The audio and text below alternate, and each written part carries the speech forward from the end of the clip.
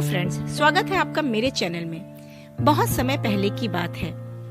एक अकेला हाथी एक नए जंगल में बसने के लिए आया।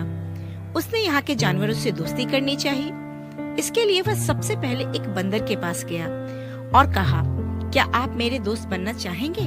बंदर ने कहा, चूंकि तुम आकार में बहुत बड़े हो और मेरी तरह डालियों और शाखाओं पर झूल नहीं सकते, इसलिए मैं तुम्हारा दोस्त नहीं बन सकता।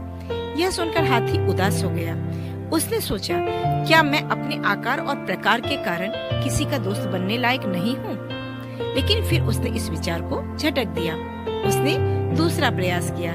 इस बार वह एक खरगोश के पास पहुँचा और अपने उसी सवाल को दोहराया, क्या आप मेरे दोस्त बनना चाहेंगे? खरगोश ने कहा, तुम मेरे बिल के हिसाब से बहुत बड़े हो और हम एक साथ नहीं रह सकते, इसलिए हम दोस्त नहीं बन सकते। इस बार हाथी बहुत ज्यादा उदास हो गया, लेकिन उसने हार नहीं मानी। उसने फिर अगली कोशिश की और दोस्त की तलाश में इस बार वह एक मेढक के पास गया। इस उम्मीद में कि अब तो मेरी तलाश पूरी हो जाएगी, उसने अपने सवाल को फिर से दोहराया, क्या आप मेरे दोस्त बनना चाहेंगे? मेढक ने कहा कि तुम मेरे जितना ऊंचा कूदने में सक्षम हो नहीं ना, तो फिर मैं तुम्हारा दोस्त नहीं बन सकता।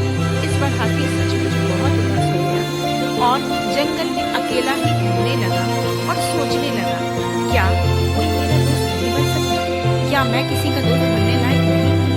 इतनी ही देर में उसने देखा कि जंगल के सारे जानवर बद हवास एक तरफ से दूसरी तरफ इधर से उधर भागने की कोशिश कर रहे थे।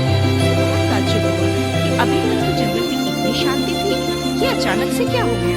उसने लोमड़ी से पूछा, क्या बात है, सारे जानवर इतने परेशान होकर इधर से उधर क्यों भाग रहे हैं? लोमड़ी ने कहा कि शेर शिकार पर निकला है, वह किसी को भी नुकसान पहुंचा देता है, इसलिए हम सब स्वयं को बचाने के लिए इधर उधर छुपने की कोशिश कर रहे हैं। यह सुनकर शेर को बहुत बुरा लगा। उसने सोचा कि मुझे इन जानवरों के लिए कुछ करना चाहिए और इनको बचाने के लिए शेर के पास निवेदन करना चाहिए। वह शेर के पास गया, तुम इन जानवरों को नुकसान मत पहुंचाओ और वापस लौट जाओ। शेर को बहुत बुरा लगा, क्योंकि शेर को आज तक किसी ने रोका नहीं था।